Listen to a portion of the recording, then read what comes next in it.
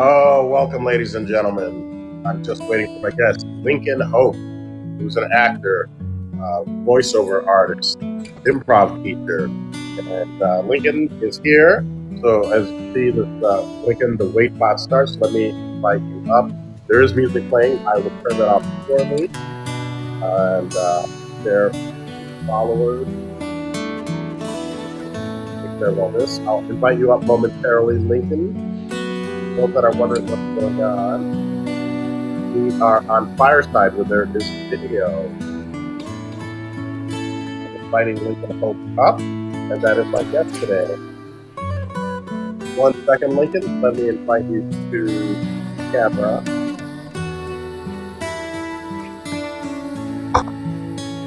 Second. Like video. And once you're up, I'll turn the music off. There you are.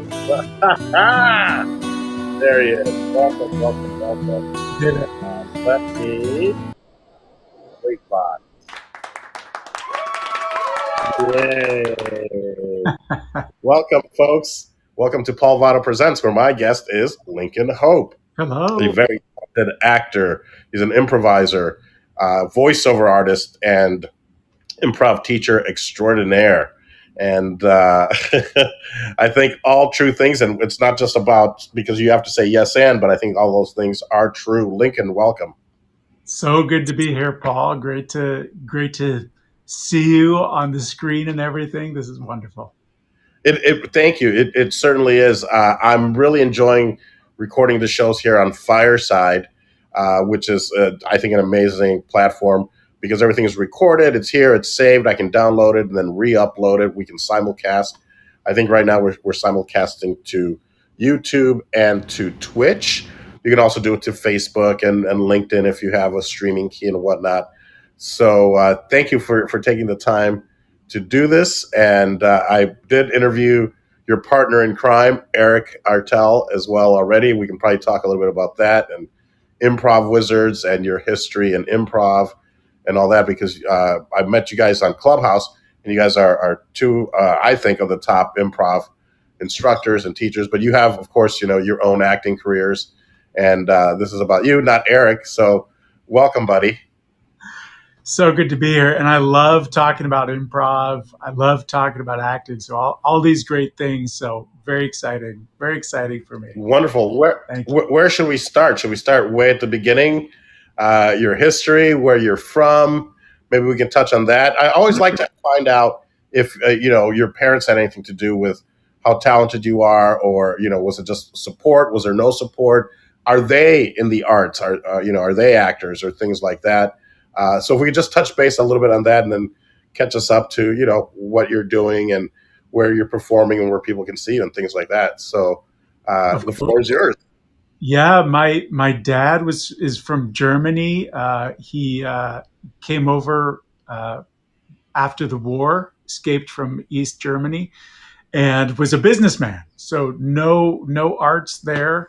And my mom was a dancer, and other than that, I kind of found my own way to the arts through them just creating a really, I think, a good open home environment where we were allowed to try things and we were allowed to kind of find what we liked. And so I was kind of the first one in my family who went off into acting and music.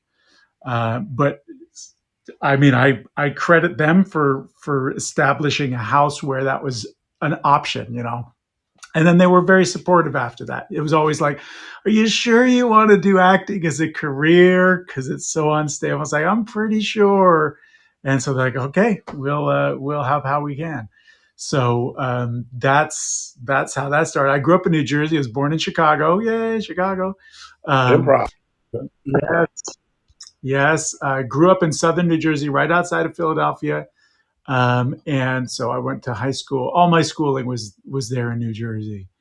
Then I went to Brigham Young University for college, and went on a mission for my church. Went to Portugal, and then I came back, and I saw. I actually liked a girl and this girl invited me to an improv party. And I was like, that sounds fun. I mean, I didn't even know. I was like, what's that? I had no idea what improv was. This was, gosh, it had to have been in 1992, in the 1900s, gang. In the 1900s. Right? Yes. So I went and we played freeze tag for about 3 hours. I'm sure you're familiar with that game, freeze tag, and I'd never heard of it. Is that what you call it? You and this girl? Is that what you call it? Playing freeze tag with this girl? No, it was a group of people. There was about 8 of us, maybe 6 to 8. I can't remember exactly. But good one though. So we played, and then the next day I went to, because I was doing a lot of choir and singing classes, just because I liked that. Again, nothing for career, but I came across in that arts building a flyer for an improv troupe, an improv and sketch comedy troupe that was forming. And the auditions, I think, were the next day. And I was like, I know what improv is. I've done that for 3 hours. So I showed up. I went and showed up and auditioned, and not a lot of people came. And I was enthusiastic, and maybe I had some natural ability. I don't think I necessarily did, because I was a very shy, introverted person. But I just kind of rode the train of let's try this out, and got in, and that changed my life forever, for sure. I've been in improv groups for the last 30 years as a result of that, continuously. If I didn't have one to be in, I usually start my own. And been doing, I mean, I've done thousands of improv shows. We did, for 8 years, we did 4 shows a week practically. And then, of course, all the other shows. So lots of improv. The improv is what got me into acting. So I started auditioning for films and TV in Salt Lake City, Utah, and booked a bunch of national shows, co-stars and recurring roles out there. Promised Land, Touched by an Angel, some other movies of the week kind of thing. Then I moved out to LA, and I booked things like Everwood and Scorpion and Mentalist, and just, that's been my purpose, is telling, uplifting people's lives through telling stories in film, and as well as sparking people's ability to know that they can create things immediately through improv, and that improv is such a healthy way to play, and such a healthy thing that you can do. And that's really been my thrust for the last little bit, is encouraging people to improvise. It's kind of a, I've got my film acting career here, and my pushing, like getting people to do improv here, like getting people to try it and experience it, because a lot of people are afraid of it. I was terrified of it. After I learned what it was, after I got up on stage and was like, oh my gosh, I have to get up on stage, and I was already in the troupe. It's like, I have to get up on stage and make stuff up, like these games that we've been playing, but now there's an audience. Like, that terrified me. But it was too late, because I was already in the group, and it wasn't terrifying enough that I dropped out, but I was kind of tricked into it by this girl. So I understand that a large percentage of people are afraid to jump into that. And I really like helping people ease themselves into improv, or people who are stuck with their improv, people who haven't progressed for the last 10 years. And as you know, Paul, it's possible to kind of do the same, either in your acting or in improv or in any creative art. You can hit a plateau and not move on from that plateau. And it can be really important to kind of figure out what's holding you at a plateau, or what the plateau is, and move on from that. So I really enjoy sharing with people ways that they can jump out of that, and really stay healthy through doing creative activities like visualization and improvisation, that kind of thing. That's amazing. Well, I hope after that litany of TV roles and movie roles that you mentioned, that maybe your parents will one day go like, well, maybe the acting is for him. Yeah, they've been very supportive all the way. My father passed away a few years ago, but I already done so many roles that he was so proud of. I play, because of my face, and I do German accents as well, and several different kinds, as well as being able to speak some German. I play German soldiers, German scientists, German engineers all the time. And it was a really fun process for me to call them up and say, hey, they didn't translate this line very well. Can you give me a better translation for it? And so we'd work through some of these roles, in this movie that I did called Saints and Soldiers Airborne Creed. Almost, I think 90%, 98% of my dialogue was in German. And so he and I worked quite a bit through it. And he and I were both really proud of that when that came out. I guess, it's been almost 10 years now. But it was a really great opportunity for him to see that I was having some really great success, as well as be able to enjoy helping me and watch the product afterwards. So it's been really fun. Well, that's wonderful that you were able to make him part of this process. Because I'm sure then after he watched it, he was like, "Oh, that was my line," or "That was something I helped him with," and really cemented home that this was you were on the right path and this was the right thing to do. So that's wonderful, Lincoln, that you were able to share that with your father. And I would love to see it. I saw the cover of the movie poster for that movie, and I was like, "Ooh, this is something that's right up my alley." So I'll have to check it out. And then what's that?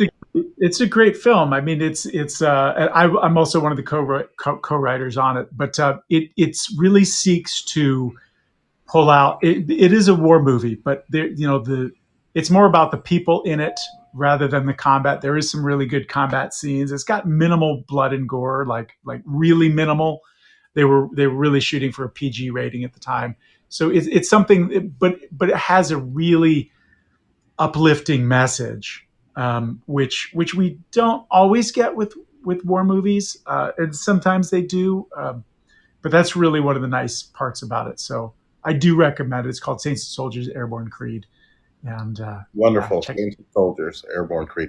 Yeah, I'll definitely I'll look for it. Is it? I'm guessing it's streaming somewhere, maybe Amazon or. So it always bounces back and forth. The box office it did okay, but then it really it sold out of DVDs in the first 3 months. Like Walmart carried it immediately because it did well enough, and then overseas it sold extremely well. So it's got to be, they bounce around on streaming platforms. I'm pretty sure it's either on Amazon Prime or on Netflix right now, but they do those in little bursts.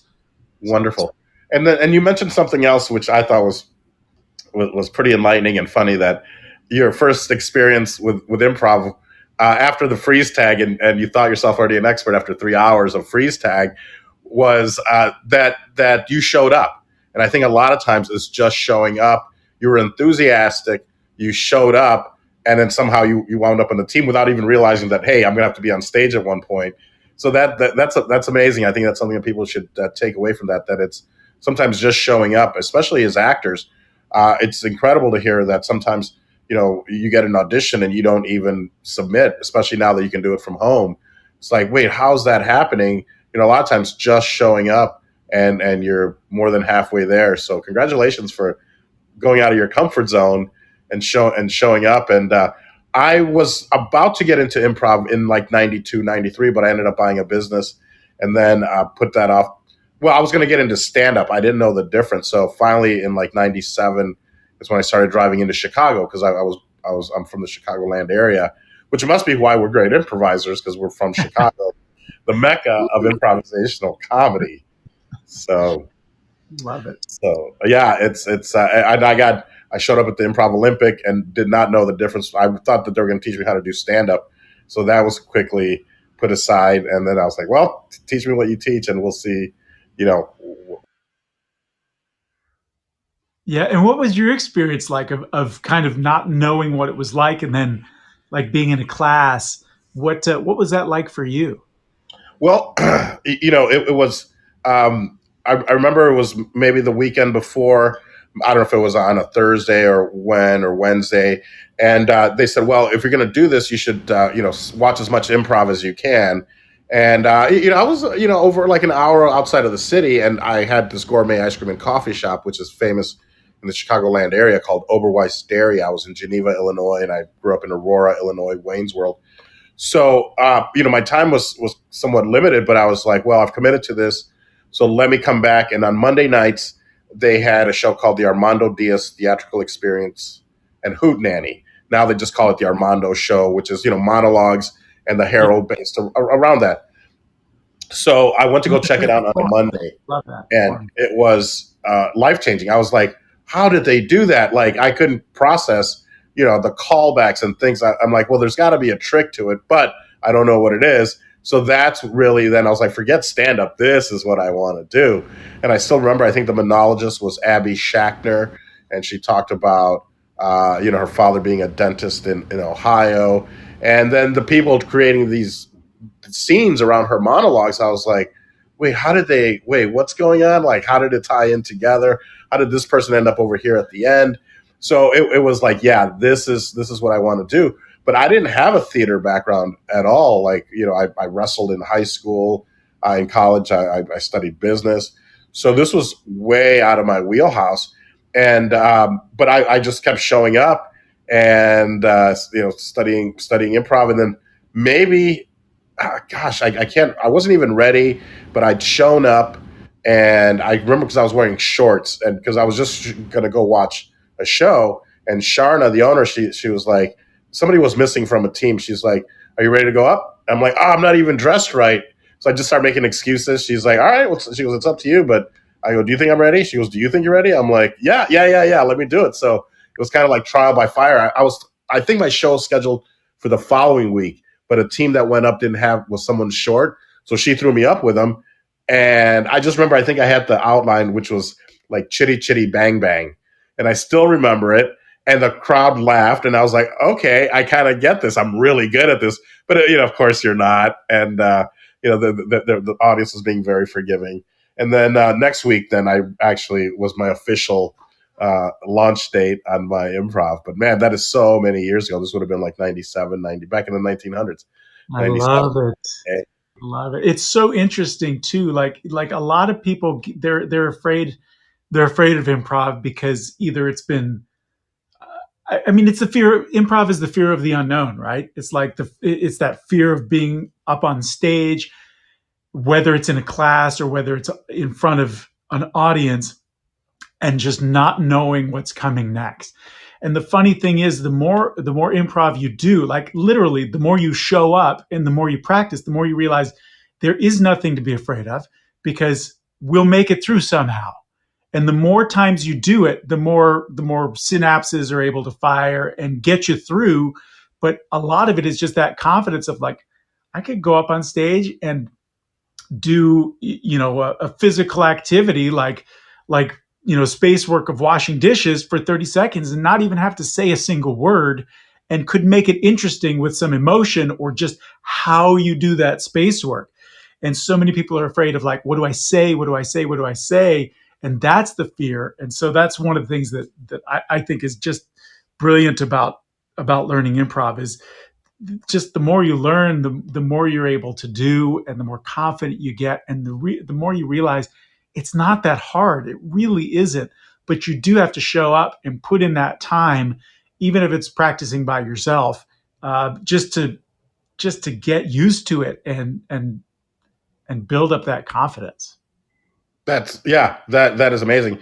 And to know really that you and I never maybe even having improvised together or with any of these celebrities that are legit improvisers, Tina Fey or Dave Keckner or anyone that comes out of the improv schools, and then to know that we could step on stage with them and not be lost, and just know that we can go toe to toe with them and do a great show, have a great show, because we know the same set of skills that we both know.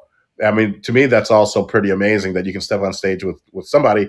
I did it at an audition with this young lady, and I don't even. I mean, we were just auditioning for something, and it was a bad audition because the casting director or whomever it was like, I want you guys to improvise. We're like, great. And I asked her, I'm like, I go, have you studied improv? And this was, I think, over Zoom.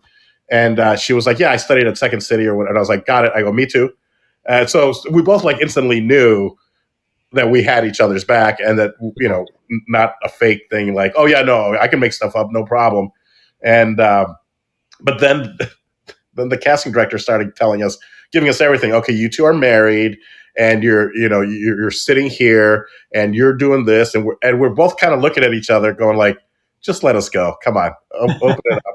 And so, because we talked about this afterwards, I found her on Instagram and we chatted.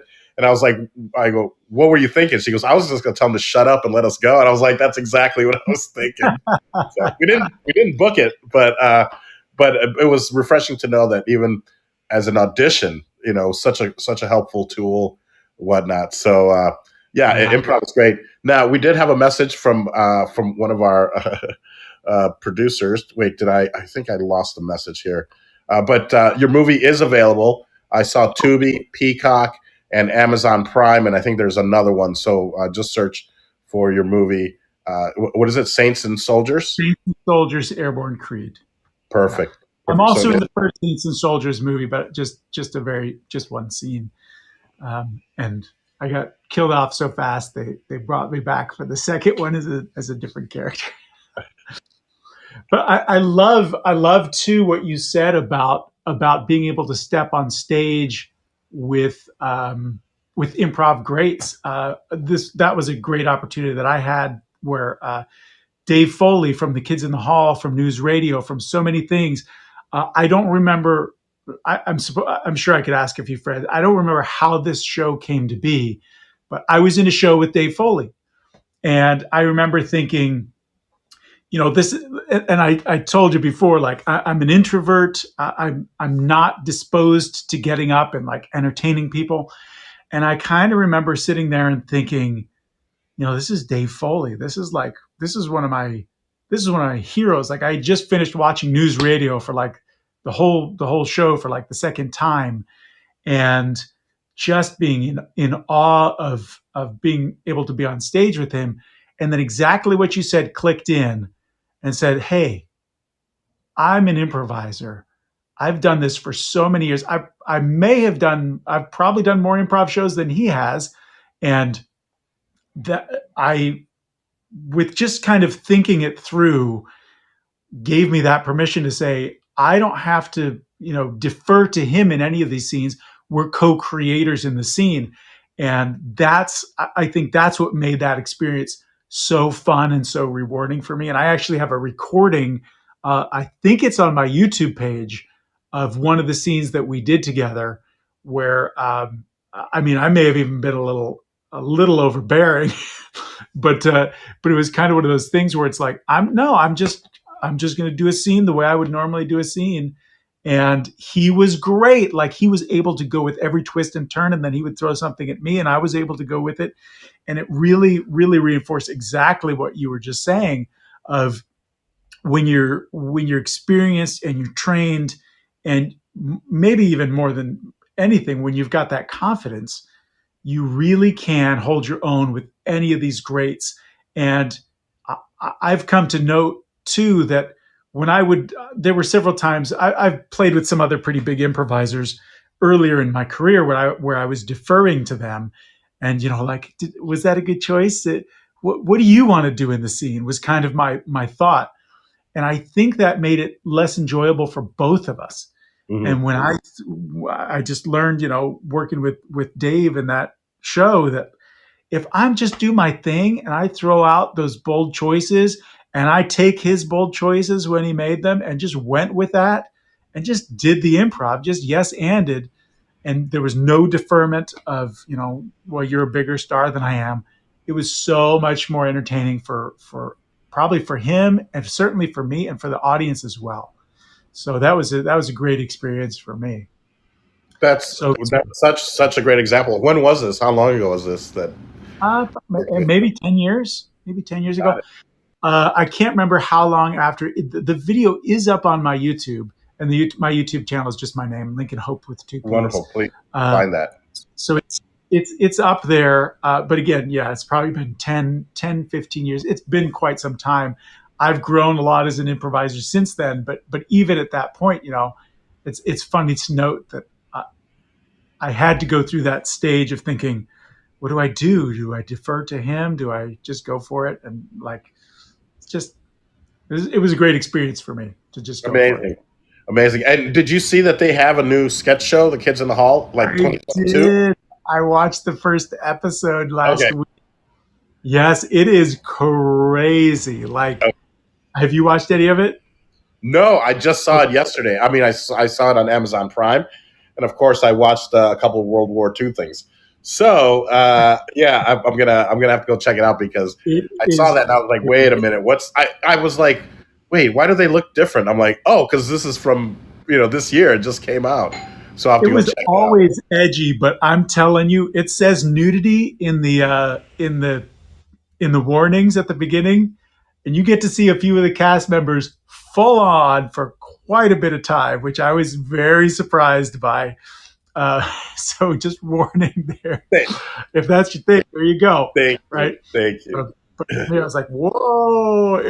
And in its own way, it was hilarious, but maybe too much at the time for me. Uh, but good for them, right? I mean, they've all got to do a bunch of other things, but yeah, that was just something that was really nice for me to experience. The Amazing. working with Dave Foley, not as much the nudity. Understood. Understood. Just That is helpful. All right, I'll have to check it out maybe for the nudity and not so much for the copy. Amazing, amazing. You touched on, I mean, coming from being a performer, and then when did you start Improv Wizards, and or maybe where did you meet Eric, your partner in Improv Wizards? How did that come about? Yeah, so Eric and I met like 25 years ago. We met, and I introduced him to improv, as he tells the story. I didn't remember introducing him to improv, but I'm always talking about improv. So, but he and I actually came out on our first exploring trip to LA from Utah. We both came out, and he pretty much, when we went back, he packed up and left and went to LA, and I stayed for another few years because he was single and I had a wife and kids already. Um, but we met in an acting class, and just in that Salt Lake City film market. And when I moved out here to LA, I live in LA, and we of course reconnected really quick, and I formed an improv group with Kirby Hayborn, another great friend of mine. We formed that sometime in I think 2003 or something like that. It's been a long time, but we formed that, and then Eric was one of the first people that we called in to join us in the group. And then about 5 or 6 years ago, Eric and I started thinking. I mean, he came first to me with the idea and said, "Look, there's a lot of people who don't live in LA, who don't live in Chicago, who don't live in New York, who don't have either good classes near them or don't have any classes near them." And we started talking about like all the emotional and mental benefits of improv, as well as actors who want to come out to LA or to New York or Chicago or any of these other markets, Atlanta, wherever it be, who could really get a leg up by doing some training.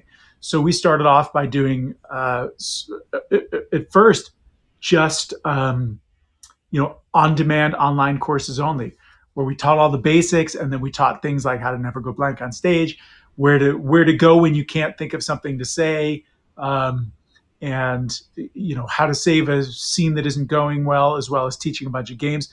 So we basically created this course and started selling that online, and then we did it before the pandemic. When the pandemic started, it was like, this is perfect for people. So we that really helped us to get the word out to people, and because nobody could go to an in-person class, so that was really helpful. And one of the things that we heard so much that applies to pandemic or not, is that there's a lot of people who either wouldn't want to admit it, but they're afraid to get up in front of people and make stuff up because they're nervous, they're anxious, they're introverts, whatever it is. They're nervous about that. And this fits the bill of being able to practice a lot of those basic skills. There's not everything you can practice by yourself or with the roommate, or with someone in your family, because the course helps you to either do things on your own. There's a lot of things you can do on your own. Monologues, for example, responding quickly to yes-anding one-line prompts, retorting really quickly. Like there's a lot of drills like that, creating characters. There's a lot of things you can do by yourself that I didn't even realize was possible until we started thinking, how can we do this? How can we make a course that's online and on demand? So we really found a lot of creative ways to be able to help people to do a lot of those things on their own. But then entered COVID, and then suddenly it's like, oh, now we can do Zoom online classes and all those kinds of things. So now we do a class which is a hybrid, which is you get an on-demand library, basically delivered one module a month, but then you also get 2 classes a month, and you get replays of the classes. And what we do, so if you join later, you'll have a library of these replays of classes. And what we do in the classes is we give you a lot of these prompts where, for example, like a warm up, like brainstorming warm up, we'll say, okay, everyone's going to brainstorm. And even live in class, we do this. We do it with, the microphones off, where everyone can say, all right, you're going to do a chain brainstorm, which is like a free association. You're going to do a chain brainstorm. You've got 30 seconds. The word is table. And then we go silent, and everyone does it. So even when you're watching the replay of the class, you can play along to most of a lot of the different warm-ups, as well as some of the exercises, and some of the stuff you're just watching other people do scenes, but you get to learn just as if you were in class.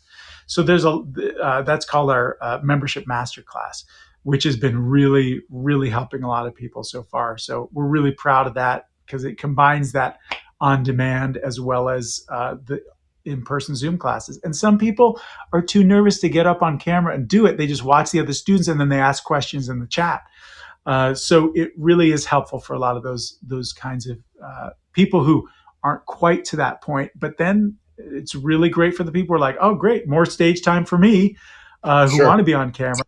We had to put them up more and work through more of those exercises and stuff. So that's been really, really fun for us. That's amazing. And I take it they can find all this information at improvwizards.com? Improvwizards.com. That's exactly right. Yeah. I think it's such a brilliant idea because it is ever changing and evolving, but there's always the basics. And, even I didn't realize, the importance of practicing improv maybe on your own. You always think that you need someone else. But I like that you guys have developed a way for people to practice this, even if you don't have. This is maybe one of the most damaging things that I believed, because no one was teaching otherwise, is that I have to wait until I'm up on stage in a rehearsal or in a class. Now, there are some things that you need to have other people for, but there are things like details and specifics, fanning the flames, advancing and expanding a scene. All these things, details and specifics, you practice that on your own. I do that. I go on walks a lot for exercise, walks and jogs and stuff like that. And so when I'm on the walks, because I teach people to practice on their own, I make sure that I do it myself. And it's amazing, like 5 minutes on your own can be more powerful or more intense training of doing a 5-minute practice on specifics and details than you would get in a 3-hour class, because you're only up on stage for, maybe 10, 15 minutes of the class if you're in a 16-minute class. But the beauty is that you can practice all these little muscles like specifics or emotions on your own. Then when you go into class, or when you go into your group, or when you go into your show, you are so much stronger. Like those muscles of details and specifics, those muscles of using your emotions, those muscles of being able to respond quickly to a prompt have all been exercised in a way that lets you focus on what the teacher is walking you through at the time. So you're less nervous, you're more confident, and you're able to focus on the improv that your teacher is giving you. So it's really just a win-win. And so I wish that 30 years ago when I started doing improv, I knew that I learned something in class and then break it up into little pieces, like again, I keep using the example of the details and specifics, but it's such an easy thing. Like if you find that you're not describing things well, like I do a lot of role playing games and stuff, and details and specifics are really handy when you're doing a role playing game, to be able to describe things. Like instead of I take out my sword and I stab the guy, it's like I reach down, I grab my hilt, which is cold, and I pull it out, and there's the sound of it coming, scraping across the scabbard, and I put the tip of my blade to his chin, and I say, "Try me." Whatever it is, it really can help for that, as opposed to just I threaten him with my sword. It just makes for more interesting shows and more interesting role playing. But you really can practice so many skills like that. In fact, most skills of improv you can practice on their own, and then you're better when you put them back together and you're up on stage doing it with people. So for me, that was the biggest revelation I had between starting Improv Wizards with Eric and COVID, just realizing there's so many things that I can practice on my own, and seeing myself get better at doing them just by practicing them on my own like that. It's been really fun. Amazing, amazing. And not to mention also then the proliferation of social audio, Clubhouse, because I know you guys are doing great things on Clubhouse. And sure, you might use it somewhat as a funnel to get people to your program, but the things that you're doing, and I think even before you had your master class, uh, or mastermind, you were already doing it on Clubhouse. So you're giving away all this amazing information, and sure, it's early, but early bird gets the worm, whatnot. But it's great to see you guys using social audio to do that, and I'm sure that with COVID and everything, I mean, really, I think exploded uh, the acting, the improv scene, because we couldn't do anything. We had to be on social audio, and so you guys were making Yeah. some major contributions to that. And it's so great for people. So I teach on there every Saturday and Sunday, and it's early, like you said. But it's great for some people who just are terrified to turn on their camera, and they've found that I can turn on my microphone. I can do a scene without being seen, and it just helps them like think, okay, now I can do scenes without being seen. That's only a small step to do scenes with my camera on a different on Zoom or here, whatever it is. It really, I believe, for anyone who thinks they can't do improv or acting, if you realize you really can break it down into little pieces, it gets so much easier. And so it has been really helpful for a lot of people. I'm really really happy with that. Well, I think it's more difficult to do it without being able to see you, because now you're solely going on inflection. I've got to try to get the same thing across as opposed to me walking on stage angry. Now it's got to come across as with my voice, and it really does force you to listen. We used to do this show called The Bat, which was done in total darkness. It was basically what we're doing on Clubhouse. So I like the social audio aspect. And I mean, if you can do it on social audio, the other step, like you said, baby steps. The next one is turn that camera on, and then you're home free. My goodness, are you kidding me? That is amazing. But it's great the way you've broken it down, and I could see someone that has never done it because they're shy or like, oh, I could never do that. Just make them up, and then on stage, that it would actually motivate them to start doing it. Can we talk a little bit about the price on that? Is there a monthly fee or? Yeah, absolutely. So right now, what we're doing our introductory, because we just started it this month, just in May, so last month, but halfway through the month. So it's $39 for the membership, and that includes you get 2 modules right away from our flagship course, Become an Improv Wizard, and then a new module each month. And these are about 10 to 20-minute instructional modules, plus play along videos, where we give you a prompt and then you respond. It's like a virtual scene partner where you do get to practice some of those things alone. And then we've got the 2 classes a month that are also included with that, which are on Zoom, as well as being able to go back if you miss and watch those classes. So even if you're not able to make all the times, you still get to get the instruction as well as play along with quite a bit of the stuff. So yeah, right now it's just $39, and That's it's a fantastic. steal. It's a steal. But that's our introductory pricing, and it may go up. We're not sure when, but it's really great for people who want to learn improv fast, because we've got the modules as well as, I mean, there's a lot of stuff. There's Q&As that we've done. We're adding stuff every month, as well as we're doing interviews with other improvisers. In fact, we should probably get you on there and interview you, and you can tell us about your improv experience on there sometime too, and that could be something for our upcoming podcast, as well as our members. Members get to come in and ask questions, and all kinds of fun stuff like that. I would love that, but that is actually such a great deal, because, and I don't even know what now classes are going for, but I would imagine it's $400 or $500 for 3 months or 4 months. So I'd rather do this $40 a month, and it's Yeah.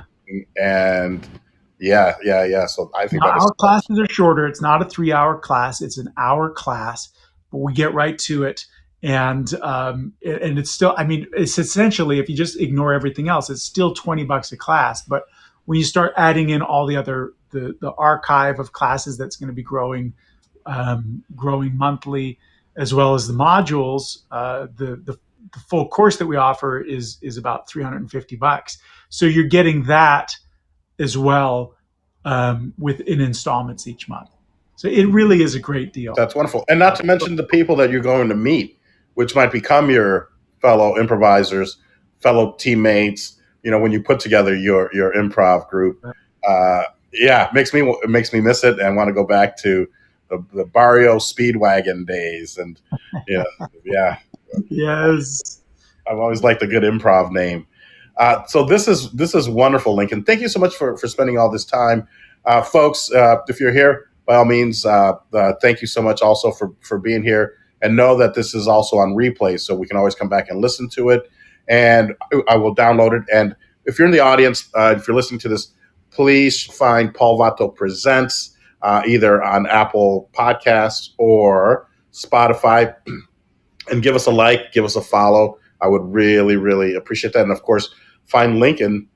If you click on the little fortune cookie there, you'll see that he's at Lincoln Hope with 2 P's and an E. .com and improvwizards.com, or you can go to paulvato.com to find all of my information. So Lincoln, what's next for you? Can we see you perform anywhere, or is it at Improv Wizards? And where are you performing anywhere coming up? Any projects that we should be looking for? I'll say this. I have an improv group called the Society Comedy Troupe. It's societycomedy.com. We have a show this weekend. Unfortunately, we've got COVID in my house, so I won't be at the show, but some Eric Artell included, as well as a bunch of other really great film and TV actors are doing that. That's this Saturday. And if you go to societycomedy.com, you can see all of our upcoming shows, because we also do Zoom shows for people who don't live in LA. So we do Zoom shows every other month. And I was in a movie that Vince Vaughn wrote, where I got cast to do a one-line part for the first scene of the movie. It turned into a whole bunch of scenes, because he found out that we could improvise. And so we did a whole scene. Who knows what'll make it into the movie?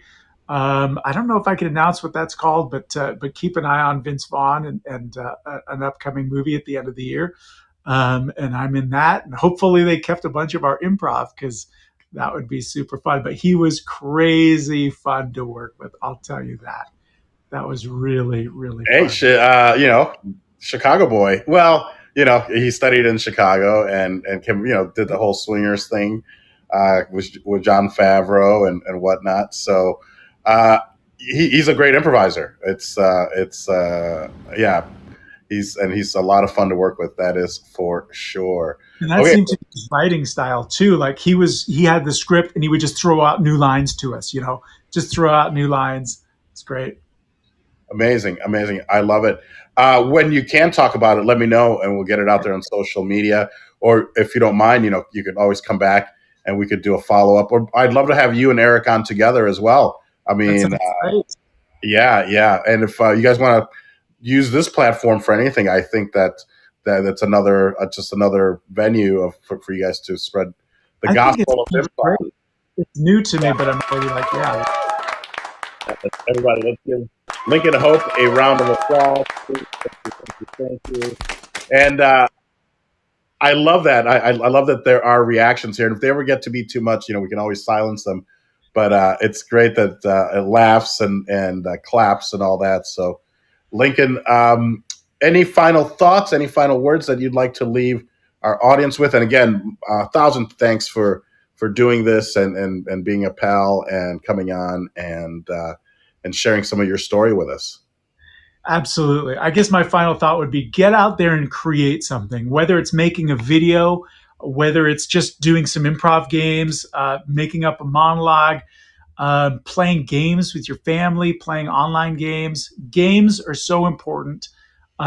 Playing is important, and games give us a structure in which to play improv games. A play is a game, right? It's a game where we're making believe. I think it's so important for people's health. I love doing it. I love sharing the inspiration to improvise with others because I really do believe it's so good for your health and for your creativity. And heck, if you're brave enough, film yourself doing it and post it. I just did a TikTok video, which was one of our Improv Wizards prompts, which is up to 4 million views now. Where I just posted the first 10 seconds of one of my improvs that I just filmed because of an improv challenge for Improv Wizards. 4 million views in the last 3 days. Amazing, So amazing. share that stuff. Share yourself with other people through your creativity. That's what I'd say. Wonderful. And I'll have to have you back because also the importance of social media, which Eric and I, really touched on because he is obviously also big time in social media. And I saw some of your stats, which is something like, over maybe now over 100 million views, maybe, almost 1 million followers across your social media, but over 100 million views. I mean, it's insane the power of social media. So yeah, thank you for sharing. And we that. can use it for good or for bad. And I think it's great to just share that process of creativity and humor. It's so important to me. People need good things in their lives right now. And I think we can provide that entertainment, but we can also do our own creativity, which is so important. That's wonderful. Amazing. Well, I want to thank everyone that was here. I want to welcome Steph Clark, who is my next victim, interviewee, at about 12:30 p.m. I will be chatting with Steph, who just popped into the audience. But Chris, thank you for help with the behind the scenes, adding where we could find LincolnHope.com and ImprovWizards.com and Society, was it comedy? Society Comedy.com. So thank you, Chris, for all your help. And Jonathan, thank you for being here. And Jimmy and Patrick and everyone. So Lincoln, my friend, thank you again so much for being here. And I look forward to doing this again. And it's wonderful to not just, hear you on Clubhouse, but to be able to see you face to face, almost IRL. And I really hope that we get to work together in the future, because it would be an honor and a pleasure for me to get to work. Me too, Paul. I agree with everything you just said. So true. Great to talk to you, and best of luck, and let's work together soon.